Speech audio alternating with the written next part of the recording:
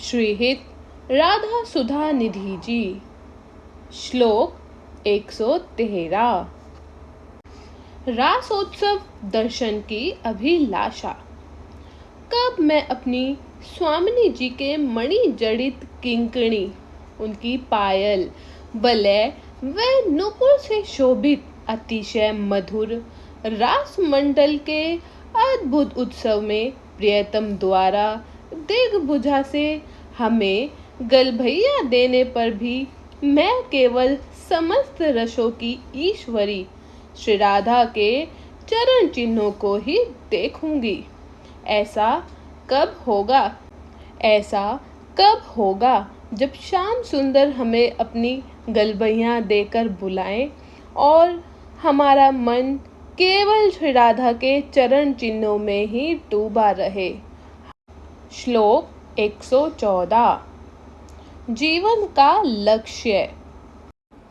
जो कुछ भी मैंने गोविंद के कथा सुधा रस सरोवर में अपने चित्त को डुबाया है अथवा उनके गुण कीर्तन चरणाचर विभूषण आदि विभूषित करने में दिन लगाए हैं, उनके प्रियजनों के प्रति जो कुछ भी प्रीति की है, उस सबके द्वारा फलस्वरूप गोपेंद्र नंदनंदन श्री कृष्ण की जीवन प्राण धन श्री राधा प्यारी मुझ पर प्रसन्न हो, मुझ पर प्रसन्न हो। श्लोक 115। सर्वोच्च प्राप्ति। यदि व्रज की दुलारी वृषभानु राय की पूर्ण प्रेम रस मूर्ति, उनकी पुत्री, उनकी प्यारी दुलारी का हमें एकांत दास्य लाभ हो जाए तो फिर हमें धर्म से, देवता गणों से, ब्रह्मा से और शंकर से, अरे और तो और हमें श्याम सुंदर के प्रिय मिलन से भी क्या प्रयोजन, हमें क्या प्रयोजन। श्लोक 116। आराधना की तीव्र इच्छा। हे चंद्रवदनीय, हे मृगलोचनी, हे देवी, हे सुनाशिके, हे अरुण अध्रवाली, हे सजीव शोभाशाली भुज वल्ली युक्त वाली, हे रुचिर शंख ग्रीवे, हे कनक ग्री स्तन मंडले, हे पतली कमर वाली, हे क्षीण मध्य, हे पृथु नितंबे, हे कदली खंडोपम जानु शालिनी, हे कमल के समान चरणों वाली, हे चमकते हुए नख चंद्र मंडल से युक्त शोभा वाली, हे श्री राधिके, मैं आपकी आराधना कब करूंगी, मैं आपकी आराधना कब करूंगी। श्लोक 117। श्री राधा के चरण कमलों में मेरी अचल और निष्कपट भक्ति देखकर मोहनलाल अतिशय अतिशय महाप्रेम पूर्वक सर्वोत्तम भाव से अपने भजन करने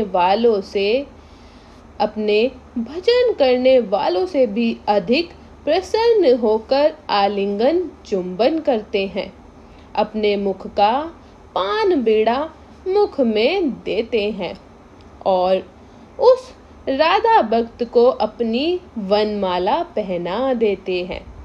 मुझ पर ऐसी कृपा कब होगी? श्याम सुंदर की मुझ पर ऐसी कृपा कब होगी? श्लोक 118। अद्भुत रूप वर्णन।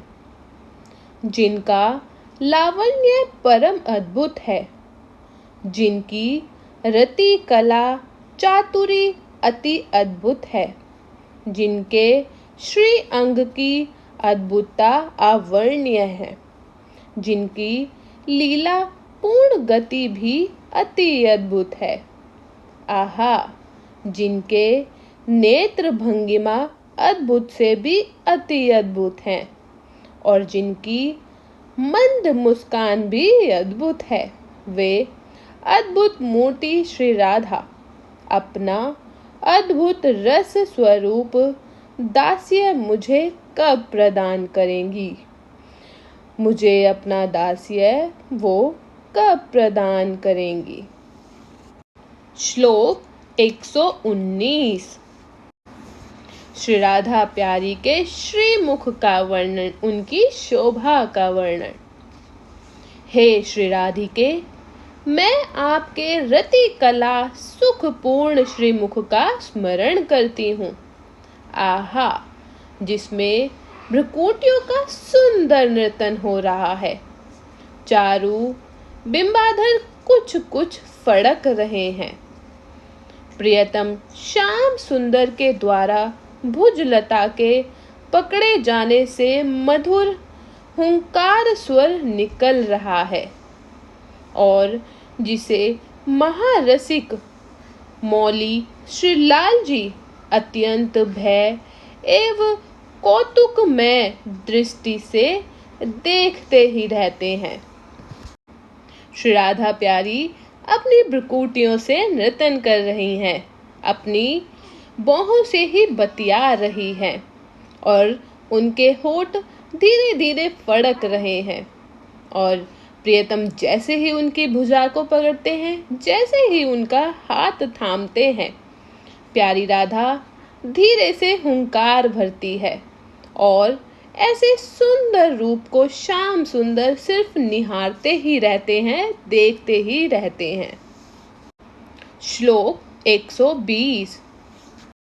हे मेरे मन, तू तो श्री राधा नामक ज्योति का ही भजन कर, जिनके ज्योतिमय मुकुट की छटा से दिशा मंडल विलसित हो रहा है, जिनके चमकते हुए बाजूबंद, कंगन और हार व उनके कड़ों के समूह से रत्नों की छवि झलक रही है, रत्नों की छवि झलक रही है। श्लोक 121। रक्षा की प्रार्थना जो सभी ब्रज तरुणियों की यानी 16 वर्ष की युवतियों के समूह की भी भूषण रूपा मणि है, जिनकी आकृति प्रियतम के अनुराग से उत्पन्न दीप्तमान यानी प्रियतम के उज्जवल रोमांच से चिन्हित है।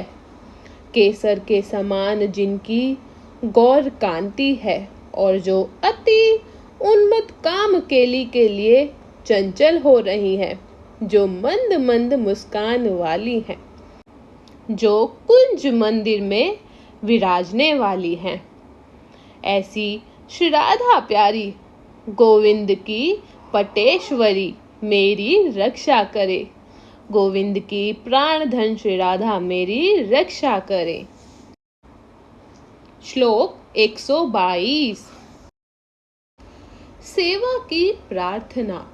हे व्रज की श्रेष्ठ किशोरी, हे श्रेष्ठ व्रजवासियों की किशोरी गण की उपासने योग्य चरण कमलों वाली, नारद आदि महापुरुषों से भी आचिंत्य भावोत्सव वाली, हे स्वामिनी, आप अगाध रस धाम अपने चरण कमलों की सेवा विधि में मेरे लिए मधुर एवं उज्जवल कर्तव्य का ही विधान करो। केवल मेरे लिए उज्जवल कर्तव्य का ही आप विधान करो। श्लोक 123।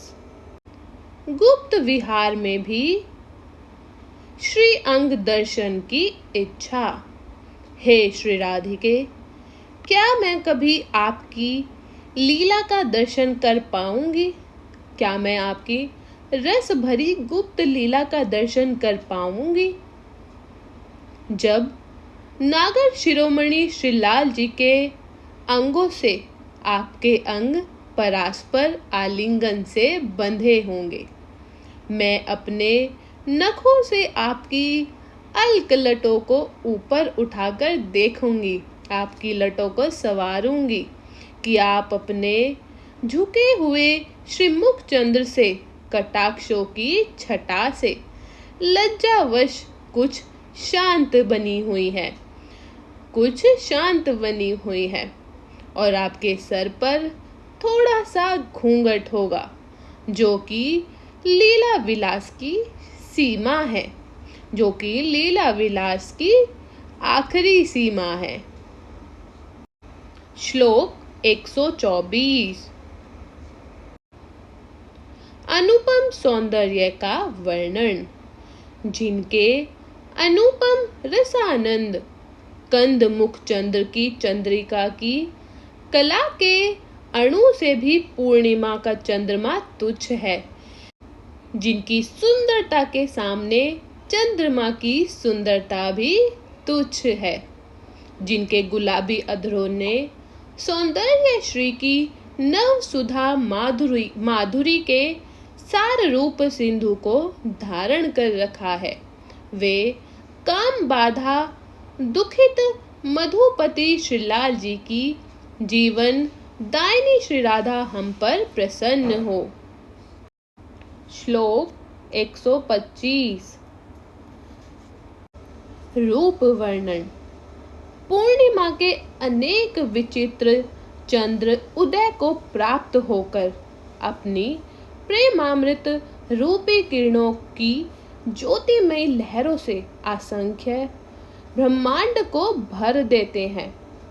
उस आभास को श्री वृंदावन के कुंजों की सीमा में भाव भरी दृष्टि से देखने पर उस चांद के साथ, हे श्री राधे, तभी आपके श्रीमुख की तुलना संभव हो सकेगी, जब सामान्य चंद्रमा से अमृत ज्योति का प्रकाश होता है, किंतु यह विशिष्ट चंद्र आपका श्रीमुख प्रेमामृत से भरी ज्योतियों का प्रकाश करता है।